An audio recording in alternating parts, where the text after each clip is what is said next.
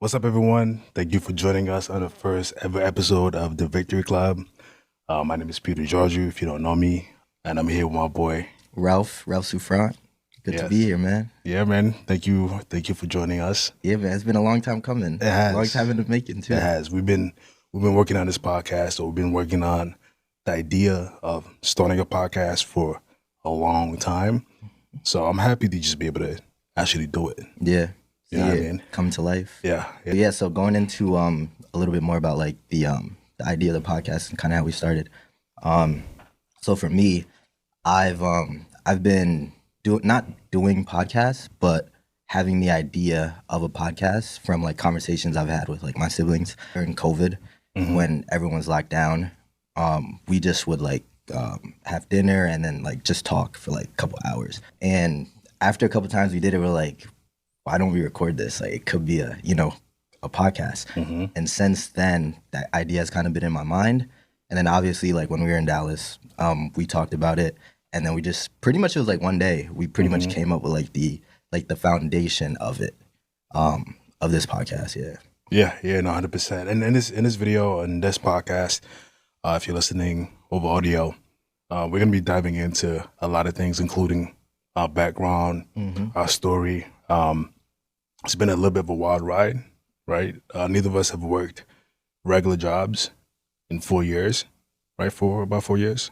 No, I had a little stint. Yeah, okay. You had a little stint, and we've worked jobs, just not regular. I have not worked a regular 9 to 5. Like everything I've done so far has been contract work, just hustling. So I'm really excited to explain to you guys what's been going on in my life because no one really knows. Yeah, you know what I'm except for saying? us two. Yeah, except for us. Like we're brothers, right? Like we're not related blood-wise, but we're 100% brothers. Yeah. We've been through thick and thin together. And in this video, in this podcast, when we're talking about that, we're also going to talk about what we've been working on. Yep. We've done some pretty cool things. And we're also going to talk about what this podcast is about, why you should listen to us, why you should listen to this podcast. This episode is just going to be me and Ralph. But in future episodes, we will have guests that come on. Yep. And we'll have, really interesting conversations about their lives and victory. 100%. And like piggybacking off of like the guests and kind of future pacing for like the podcast. Honestly, like I like talking to people. I like learning about people and learning about different crafts and like the monotony of like different fields and all of that. And I also like self-improvement a lot. I would say that for both of us. So that's kind of like the cross section here with the podcast, like really diving deep into different people's stories and different experts and kind of pulling out information about how they found victory and success and then like sharing that with all of you, really. Yeah, 100%. It's gonna be interesting. Very. So let's jump into the story, man. Let's. I think we should start off by like rewinding all the way back to 2020 and COVID, because I would say that's when everything started. I'll say 2018. I'll say like Okay, actually, let's go back to I'll when say we met. 2018. Yeah, let's go. We could do that. Or we could go back to like childhood, talk a little bit about childhood, and then work our way up to 2020. What do you think? Yeah, that's cool. Okay. Yeah, you want to go first? Yeah, I'll go first. I have a very long story, so I don't want to like go into all the details, but I'll tell you like my genesis. So I was born in Bridgeport, Connecticut. Shout out Bridgeport. Shout out. Shout out CT. CT baby. You know what I'm saying? Yes, sir. And then I was born out there, and then my parents are originally from Gambia, right? Also have roots in Senegal. But after I was born, not too long after, I went to Gambia, lived there for about 5 years, 6 years. And, I was out there with my mom and my dad. From what I remember, it was a pretty good life. Right? Yeah. And then I don't remember too much because I was so young. But after that, moved over to the UK, Manchester, shout out Manchester. And yeah, spent a few years there. I was there from 5, 6 until 14. Lived out there with my mom. She passed, And after she passed, long complicated story, but I ended up moving to the US. I didn't want to originally. Back to Bridgeport, right? Yeah, back to Bridgeport, back to Connecticut, and then did high school there. That was an interesting experience, moving to Bridgeport with a British accent. Yeah, that must have been hilarious. You still got it, like a little bit? Can you do a I little mean, I bit? could do it, but I ain't gonna do it for the potty. You know what I'm saying? I'm gonna keep that one in the bag You for keep it in now. the bag. You know what I'm saying? Maybe I'll bust it out for a shorty or something. But yeah, like moved over to Bridgeport, which is a crazy culture shock. Mm-hmm. You know, going from this very strong UK educational system to going to an inner city school where it was very different, right? Like in my school, people would get jumped outside. Yep. You know, kids would get arrested, go to jail, dying in the summer. It was a wild experience. Like I wasn't involved in RSL. I'll be honest. No one sit here act like I was a gangster. You know what I'm saying? But like, it was very close. It was always right there, and that was a very interesting experience. Yeah. And you know, ended up graduating. Went to UConn. Interesting about going to UConn. Shout out University of Connecticut. Shout out Huskies. Yep. You know what I'm saying? But Best basketball program in the world. of course, you already know. Shout out to women's. You know what I'm saying? Another dub. Big dub. Big Another dub. 3 years in a row. UConn won something. Yeah. Hard to do. Can't fuck with us, bro. Can't. Not at all. You know what I'm saying? So yeah. So for me, I was born in Port-au-Prince, Haiti, and I moved to the U.S. when I was like really young, like 1 or 2. Moved to Connecticut, and grew up in like Stamford, Connecticut, on a street called Custer Street. Like if you're from Stamford, maybe you kind of know of it, but it was like a you know, a low income, like tough neighborhood. You know what I mean? Like I grew up having like, you know, like the milk crates, cutting up the milk crates and like putting it on the fence to play basketball with. Like, Yep. you know what I mean? Like people on the block here and there. Like obviously there was like some like bad parts and some dangerous stuff, and I've seen some I've seen some shit too. But like my parents, I grew up with both of my parents in the household, my mom and my dad. Shout out both of y'all. Shout out mom and pops. And they did a really good job at like kind of structuring us and kind of sheltering us from some of that. And then went to you know, elementary school, Stanford, middle school, high school as well. And then actually moved out of that like that neighborhood and then into like a nicer area with Leveled my up. brothers and stuff. Leveled up. Yeah, a little bit. And for the first time, like when we moved, like we actually had like a home, like because before like because it was kind of like an apartment kind of thing, pretty small. And I have 3 brothers, and then my mom and my dad. So decent sized family. And then after that, just worked super hard in high school. Worked pretty hard in high school. And ended up like applying to a lot of different schools. UConn was one of them. And at first it wasn't even like my target school. Same. But like it worked out so well. And then ended up going there. And we actually met in Scholars Learning Community, Scholars House Learning Community, sophomore year at Next Gen. And yeah, you wanna take it? You wanna take the next? Yeah, for sure. Yeah. So before I get to that, I do want to talk about the summer program. Oh yeah. So at UConn, so interesting thing about me going to UConn is my advisor, whatever you want to call it, counselor in Bridgeport, my high school counselor. He told me there's no shot I was getting into UConn. He said, "Don't even bother applying. You're not gonna get in. Don't do it. Just try and go to a community college or something." Mind you, I had decent grades. Yeah. Right, I had a decent GPA, but because of the environment, because there's 2 different parts of this high school I went to. There's like the regular high school, and then there's the Magna High School. Yep. Right. They didn't let me in the Magna High School because they said that I used to skip class or I used to be tardy. So they wouldn't let me in. So I ended up doing really well. Got to UConn.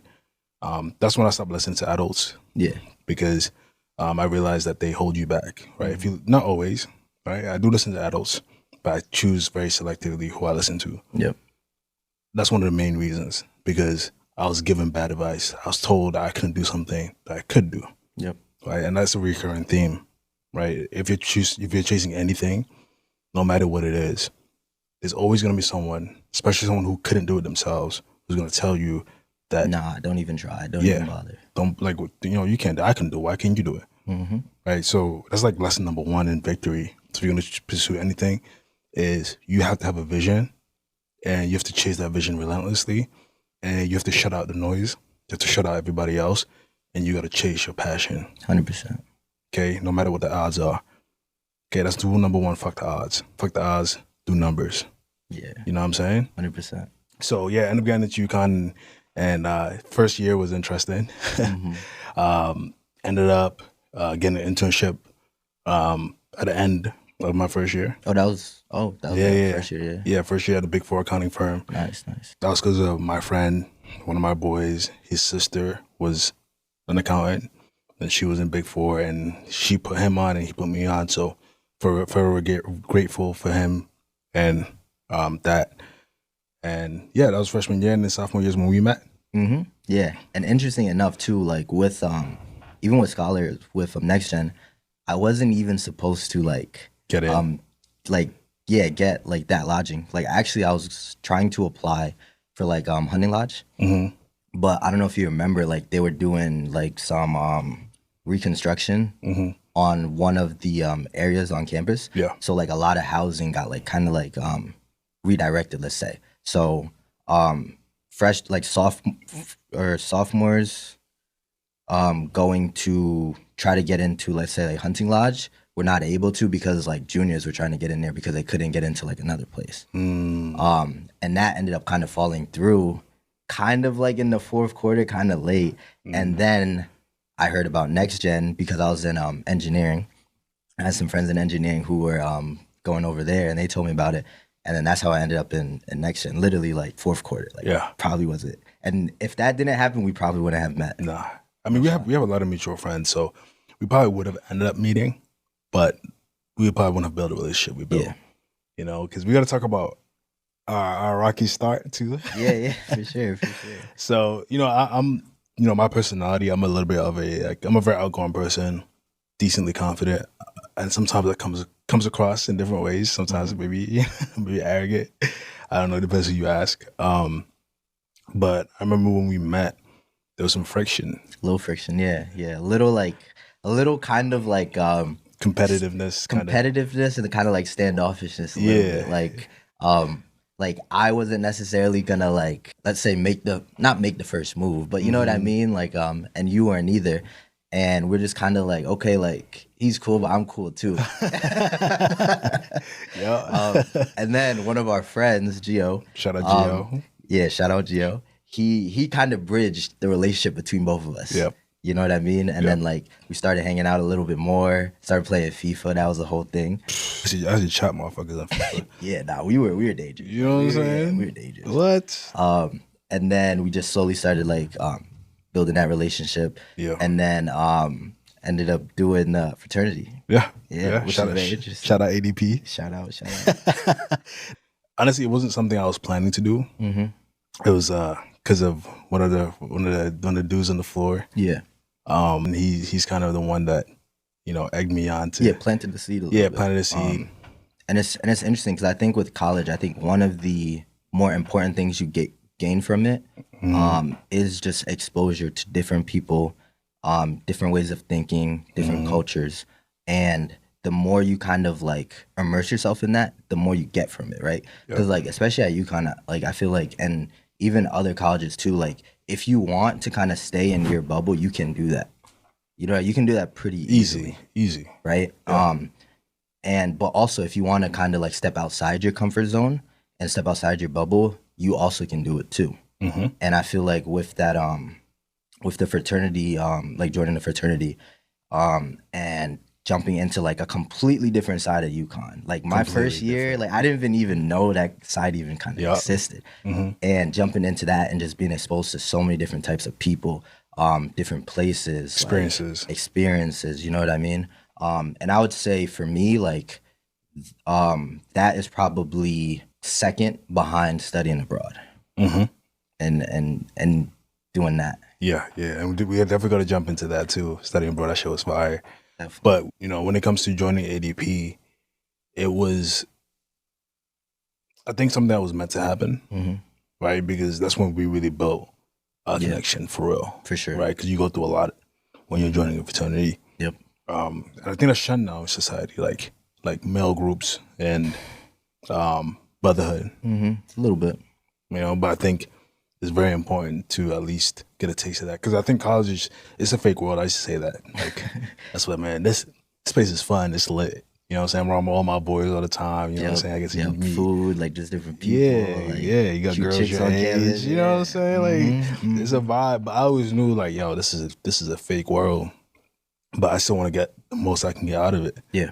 You know, and ADP was really that next level because I think in college you learn a lot of things that you can go ahead and take and apply to real life. For sure. You know, especially going through pain, learning how to handle stress, learning how to handle a crazy workload. Because that's what you do when you join the fraternity, right? You have a crazy amount of workload, but you're already taking classes. And then on top of that, you got activities daily. Yep. You got things you got to do daily. Yep. So when you mix those two things together, you really learn how to grind. 100%. Yeah. 100%. And then, so after that, that was like sophomore year. Spring sophomore year. Yeah. And then study abroad. So we both studied in London. We both studied in London together, actually. And like, for me, going into college, I knew I wanted to study abroad at some point. I didn't know when, I didn't know where I would go, but I knew like I wanted to, and I know I was gonna do it. And it ended up being London. And actually going into that, like I had a real bad shoulder injury, like really bad shoulder injury. Yeah. And I From basketball, right? No, it was football. It was football. And I literally had my surgery, and this kind of talks about your earlier point with like a little bit of like the advice, and kind of like calling your number when it comes to like victory. That definitely is an important part of it. And against like a lot of counsel, I decided to still do that program and travel. It was about a month after my surgery. I ended up going. I came in a little bit late. Yeah, I remember that. Because I was still recovering, and I ended up doing my whole recovery over there as well. But it was real cool. Going across the pond. Yep. Hearing the British accent like up front and center. Yep. Did a little traveling too. The program was good. I think, at least for me, I wish it was a little bit more immersive with like other students that were in London. Where it wasn't. It was more so like we were taking classes, but we were just in a different location. But it was just like our peers. We did have English teachers, but that was pretty much it. And then obviously we went out like nightlife and stuff like that. And then did a little traveling. Got to see Italy. Got to see Spain. Got to see Belgium. Barcelona has my heart a little bit still. Don't forget Amsterdam. Amsterdam too. Can't forget Amsterdam. Yeah, Amsterdam. We're not gonna talk about Amsterdam. We got to know good sometimes. Now I'm playing, guys. We were very we're wholesome. You know, 100%. You know, very wholesome. Yeah, the whole trip. Amsterdam was cool. Yeah, so study abroad was interesting. Like for me, it's very different from you because I already lived in the UK. Yeah, and so for me, it was really like a reunion or going back home. Retribution tour. It was dope because I got to see like some family, got to see some friends, and just like reconnect to something that I was yearning. For a long time, I was yearning going back to the UK because when I left, it wasn't my choice, and I didn't even know I was gonna leave. Yeah. Right. So, ever since I left at 14, I was like, man, I gotta go back. I just miss it. I used to watch like British TV shows. Still watch soccer. Shout out Chelsea. I'm a big Chelsea fan. But yeah, so for me, it was very much a retribution tour. That was a dope experience. And then just traveling, like going to Spain, like you mentioned, going to Italy, Amsterdam, going to Belgium. Like it was really cool to see the world. Because it gives you perspective. Traveling gives you so much perspective. Like you got to travel. Yeah. Right. And if you're in the US, like Mexico is cool, right? But I'm talking about you got to travel to different continents. I'm trying to go to South America. Yep. I'm trying to travel all throughout Africa. East Asia. You know, I'm trying to do a crazy Africa tour, to be honest. Reconnect back to my roots, which is very, very strong to me and very important to me. And then I also want to travel Asia because the world's going to tell you what to think about the world. Yeah. Right? Everything is propaganda. Everything is marketing. Right? So your own country is always going to market itself to you in a certain way, which may or may not be true. but you still have to go and get your own perspective. And you can only get your own perspective if you go and travel. Yeah, and see it with your own eyes. Exactly. So that's what study abroad did. And I think for you, it's probably more impactful just because you hadn't traveled that much before. Yeah. That was like outside of like when I traveled from Haiti to the U.S. when I was a kid, which like I was a baby, so I didn't remember any of that. That was the first time going outside the country by myself. Right. And then, so that was study abroad. And after study abroad, came back, wrapped up college. Yep, wrapped it up. Turned up a little bit, had some fun. got a lot of fun out of my system, which I think is important. Like, when you're younger, like a lot of people's like, nah, I can't focus, I think if you're below 20, you should still try and find your craft if you can. Because I found my craft at, I would say, like 18, right? Which is online business, e-com, marketing. I just saw I'm like, this is what I want to do. But I still had a lot of fun. And I think that's important for a young person to have fun. Yep. Because it teaches you a lot of skills, especially social skills. Yes. It's hard to learn that. It is hard. You know? I think going out having fun will teach you social skills like nothing else. You know, so yeah, we turned up. I did an internship every summer at the Big Four accounting firm. Yep. And then ended up getting to business school. So when I got into UConn, I didn't get into school of business, but I wanted to be in the school of business. And it's very difficult to get in school of business if you didn't get in, like when you got accepted. So I didn't get accepted. I grinded. Started off with a pretty low GPA. It's like 2.7 my first semester. But I was just like, nah, this is unacceptable. And just because of the background coming from Bridgeport, like it was hard. And African parents. Yeah, exactly. Different standard. I know. Same way Asian parents. Same things, different standard. Yeah, so I ended up just grinding and then getting in, doing those internships, and then graduated with a full-time offer, which was really cool. And I was very lucky to get that. And, but that wraps up college for me. How about you? Yeah, so for me, in between, so I went into UConn pursuing like an engineering degree. Really because like it's a little nerdy. But before I even decided on engineering, I knew I wanted to like do something kind of like C-suite, kind of like executive, like CEO, kind of something around there. And I found out that a lot of CEOs have like an engineering background. Or some kind of like science background. STEM background, exactly. So my plan was like, all right, I'm gonna go into UConn, go into engineering, get my degree in engineering, and then from there use that to go into maybe like an MBA or something like that. And as life normally goes, it didn't work out that smoothly. And I decided to change my major to economics, right?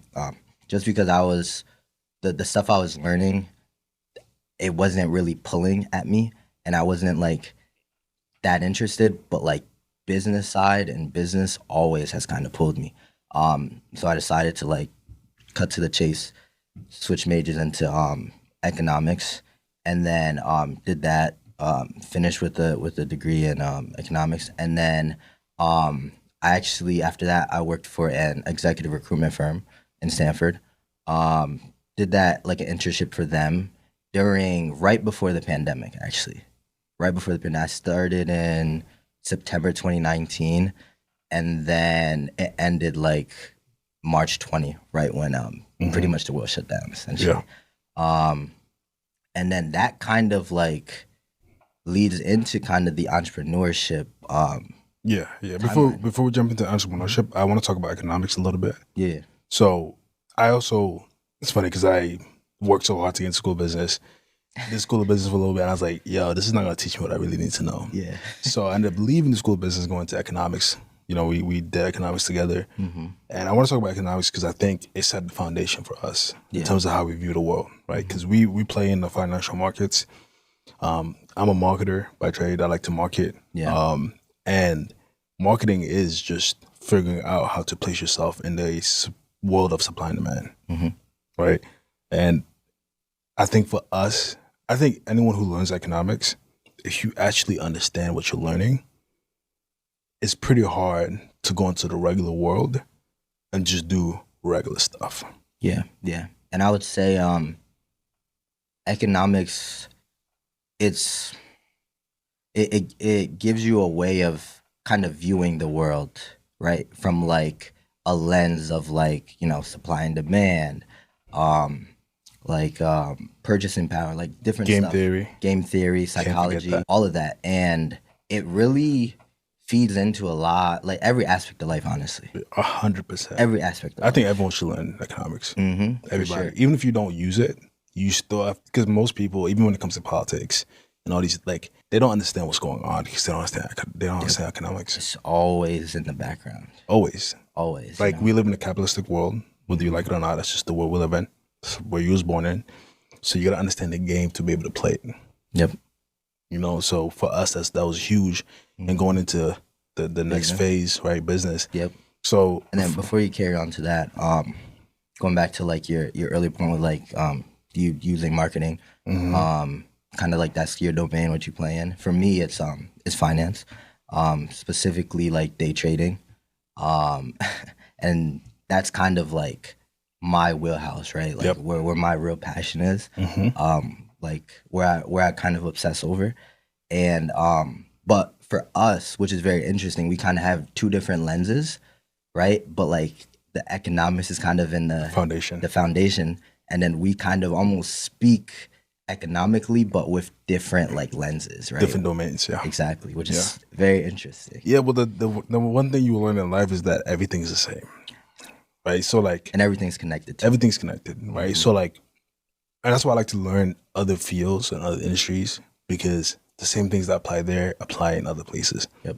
So if you're studying, you might be an accountant, but I promise you it's good for you as an accountant to know economics or to know marketing, get to know finance and operations, and even a little sales. Yeah, everything. So that's why, like, I think our experience that we're about to get into will really show people like, damn, like, you really want a bunch of different experiences. Yep. So you can build a robust background that you can apply to anything you want to do. Yep.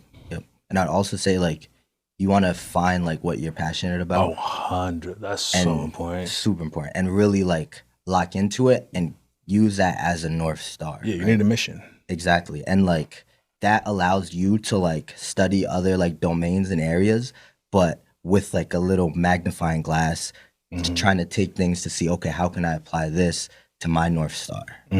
And it just broadens like your thinking. And it's like, I think that's how you see like new innovative things, right? When you got like a guitarist, and then maybe he starts studying a little bit about like biology, and then like he learns about a little bit of math, and then he brings that into his music, and then creates something completely different. Yeah, because I think that's one of the biggest things when you see, like, especially online, you see a lot of copycatting, right? Which is good. Like, you need to take inspiration from like different people who have mastered their craft. Like, that's important. For sure. But you want to create your own style, right? And the only way you create your own style is by being yourself. Yep. Because no one can replicate you and your experience.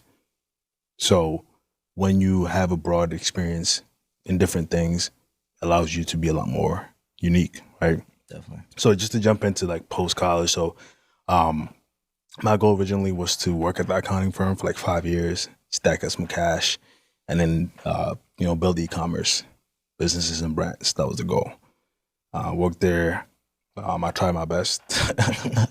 I kept grinding. I just realized like that environment just wasn't for me. Yeah. You feel me? I'm just more of a creative. I need more stimulant. I need something that I can create because I like to create things. I'm a creative person. I think creativity is the closest thing to godliness. Right? God created us, and he created us with his imprint, and he created us to go out there and create. The reason why you're seeing this podcast, this mic, this chair, the reason why you can watch this over the internet is because someone created it. Right? And that's what I believe the human endeavor is to create. And keep pushing the bounds. Yeah, keep pushing the boundaries, right? Keep pushing what's possible and just doing dope things. Sure.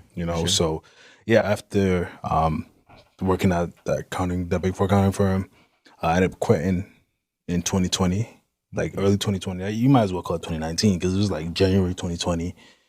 I ended up putting the plug in that, sent my letter of resignation, and that was right after I caught the big lick on crypto. Yeah. I ended up doing a 10x on crypto. I'm not gonna talk numbers, but actually more than 10x, but I lost $4,000. Remember? Yeah. I lost $4,000 by, was it 5? Something like that. Something like that. Like maybe 6. I don't know. But it was like some decent amount at the time for me that I ended up sending to the wrong wallet, and I just lost it forever. Rookie mistake. But yeah, I had a good amount of cash from crypto, and then my tax returns came. I was like, yo, like, it's time. You know what I mean? So I ended up quitting, and then that's when the real game started. That's when entrepreneurship started. Yeah. And like for me, around that timeline, I ended up leaving my internship with the executive recruitment firm, and then I did some thinking. About like, okay, do I see myself like staying in here and building a career, or do I see myself venturing out and trying to build something like for myself, right? And I chose the latter. And that's when we started looking at SMMA and marketing. Yeah. Right around that time. Marketing's been a trap. Right around that time. Yeah. So let's talk about the investment. So we made quite a large investment. That no one really, I don't think our families knew and stuff. What we was really up to. But we ended up making, was it like $8K? Yeah, we ended up throwing like $8K each at a course. A program. It wasn't a course. It was a program. It's a coaching program. Had a course. We had mentors, all that stuff. Yep. And then that's when we started the journey, the business journey. Yeah. So and that journey's brought us up to here. But during that journey, man, we learned a lot of things. A lot of ups and downs. Lots of ups and downs. And during that time too, for me, parallel, I was on like the trading journey as well, right? Trading like pretty much every day. Doing like challenges and funded accounts, going through ups and downs, like, you know what I mean? Like drawdowns, like winning days, big winning days, passing accounts, alongside with the marketing and the SMMA. For sure. And the reason why I wanted to talk about the investment is because it's crucial that you invest in yourself. Yeah. It's not an option, right? College is a good, decent investment. Depends who you are. I wouldn't recommend it for everybody, right? You got to know what you get into because it's expensive. So you got to really figure out if that's what you really want to do and what you want to get out of it too. But outside of that, like most people stop investing in themselves after college. I would say that. And I would even say with like college, yes, it is a big investment. And, but at least like for me, and maybe you can relate to this, it didn't feel like as much as it was. Because of one, the timeline of how long you have like to pay it, and then two, like how you get it, right? Like, federal funding, maybe even like some private funding, but like you had like low interest rates, and like you have like the idea like, okay, I go to school, I get a degree, and then like I get a job, and it's gonna, you know what I mean, pay for it. So it doesn't feel super, super risky. Yep. Right. Maybe you can relate to that, but I'll say like, I think after college, a lot of people find it a little difficult to do investments into themselves, where for like a decent chunk of change, something that like puts some skin in the game, puts a little fire under you. Oh yeah. Like, okay, like I made a big choice, and now like I can't get that money back. I have to like follow through, and I have to like execute and see where I can take this. Right. Like no one's really coming to save me. Like nobody, no bailout, nothing. Like it's pretty much on me. And I think that allows you to get into like a frame of mind in like the business world where you start to kind of differentiate like business spending and like personal spending. Yep. Yep. You know what I mean? Yep. So I feel like for both of us, that kind of like gave us that, like we dipped our toes in the water with that. And we thought that was it. We thought we was made after that. We thought, oh, we're gonna throw this money in there, and then we're just gonna become millionaires, and then we're gonna be on IG flexing. That's not what happened. To be honest with you, that's when the failure started. And I want to talk about failure because I think a lot of people don't like to talk about failures and losses because it doesn't make you look cool. What makes you look cool is just like, oh, look at me, I'm just a winner. Like, you know what I'm saying? Yeah. But that doesn't help anybody.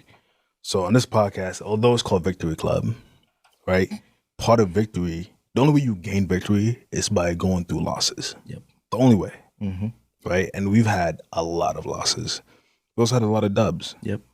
So I want to talk about losses. And after that investment, things didn't plan out the way we thought. Not at all. Right. And that's when a lot of things happened after that. A few months later, we moved to Dallas. Yeah. And even before the Dallas stuff, like just kind of like bird's eye view, right? Like a little fast forward, we went through probably, because we each started with our own agencies, right? That failed. Yep. Then we came together and started agency together. Yeah. Shout out Manor. In the housing kind Construction. of like construction industry. That failed.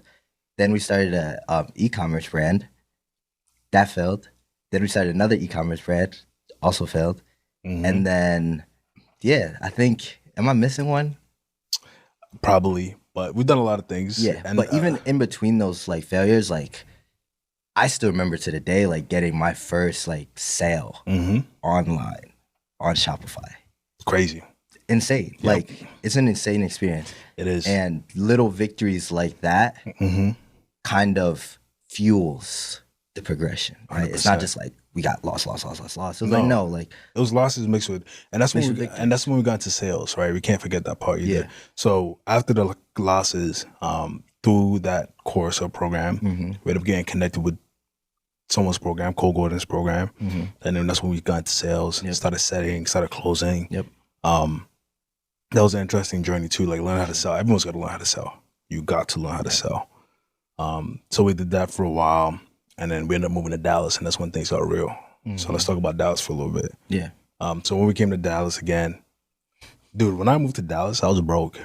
That was when after like, making a ton of money in crypto, got the sales bag, started making some bread, and then just experienced more losses. But I was like, I need to change it up. Need to go somewhere new. Gotta leave the town. Gotta leave the town. You got to leave home. You have to leave home. It's comfortable at home. You're more likely to succeed if in the short term. Yeah. If you stay at home, but if you really want to level up, if you really want to push yourself, you really want to see what you're made of, you have to leave your parents' home. And you have to go and make something from yourself. You have to leave your friends and family, people you love, the things that make you comfortable. You have to go into an environment that is uncomfortable, that's new, that's different. Yeah. So when I came to Dallas, I had nothing. No job, no nothing, just nothing. But it's like, this apartment's giving me 2 months free. Let's see if we can figure it out. Yeah. So that's when, we kept pushing with the business stuff. We tried all different types of businesses. Yep. And then I met somebody. Shout out Tati. And then she put me on to insurance adjusting, independent. So I didn't want to work like a regular job. Yeah. I'd rather be homeless, but I'd rather thug it out. Right? A little aggressive. But yeah, it is. But that's when Tati put me onto insurance adjusting, and that really helped me make a good amount of cash to then continue to reinvest and experiment. I look at myself more like a mad scientist. Yeah. I'm a mad scientist that's trying to concoct something that's new and different. And I want to experience what it's like to create things from the ground up. Yeah. Like, I'm not trying to chase M's and chase money. Of course. I mean, that's for the bread. Don't get it twisted. But at the same time, it's about, okay, I still want to keep my integrity. You know what I'm saying? I still want to be principled. And I want to do something that makes me proud and makes the people I love proud. Yeah. And that was always the foundation of everything, making sure we keep everything tight. And that's when we started experimenting with different things. That's when we started getting dubs. You know what I'm saying? Oh yeah.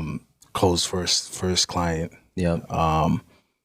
In that first year, closed like $20K from that one client. Yep. And made that client like over $150,000 in that 1 year from marketing. Year, yeah. And that's when things really kind of changed and switched.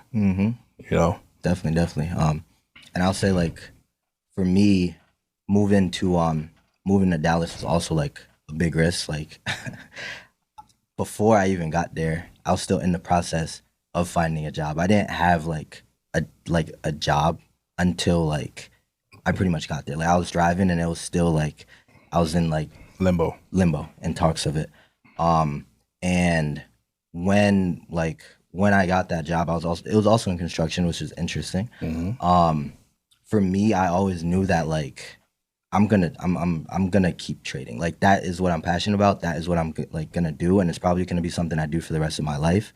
And I have to master it. Yep. It's not even a choice. Like it has to be mastered. And I look at jobs and other opportunities as a way for me to like experience something new, improve myself, and learn new things, and Raise capital and fuel like my trading and my entrepreneurship journey. Yep. Right. And did that for a bit, and then there was like that big storm, 2022 Hurricane Helene, Florida. Yep. And jumped into IA like straight. We all did. Me, you, and Mike went out there. Yep. Shout out Mike. Young bull. We all literally pretty much drove into like the aftermath of a hurricane into a completely new career that we've never done before. Learned a lot, and it was a risk. It was a gamble. Didn't necessarily play out the best, but I think we all grew so much from it, and it was really pivotal. For sure. Really 100%, pivotal. 100%. Yeah, and then after that, I ended up going back to Connecticut for a couple months, and then moved back to Dallas. And they just kept pushing with everything. Kept pushing with IA, insurance adjusting, as an independent, and then also kept pushing with business, like trying different things. I've tried so many different things, and we're gonna bring in some guests.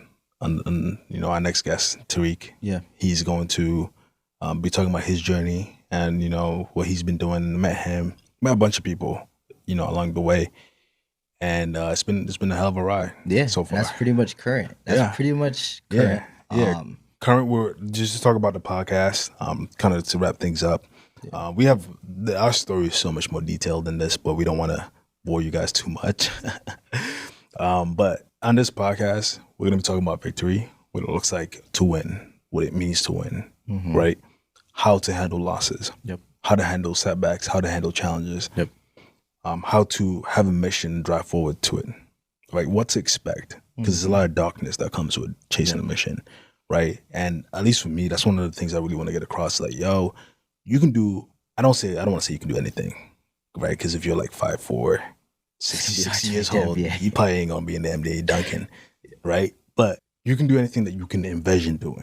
Yeah, and I would say like you can do anything that like naturally you have a disposition to. Yes. And I think everybody naturally has dispositions to different things, and those things you can 100% like reach the highest level if you apply yourself and you sacrifice and you go on that journey. Yeah, and you got to be obsessed, and you got to be able to step away from things you love. Like for me to get to this position I'm in now, to get to the next position, I had to leave my friends, I had to leave my family, and I love them both dearly, right? I had to leave the things that were comfortable and go into a whole new space because I'm on a journey, I'm on a mission, I'm gonna succeed, and I've been through hell already. I'm going to go through hell moving forward.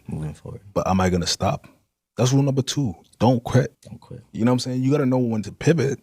You gotta know when to pause too. Yeah, you gotta know when to pause, when to slow down, when to speed up. And that's like the biggest lesson I feel like you really learn in this journey is knowing how to facilitate your life. Yeah. Right? Because business is expensive. It's not cheap. Right? You have to consistently invest, and you have to wait a long time before you see the returns. Right?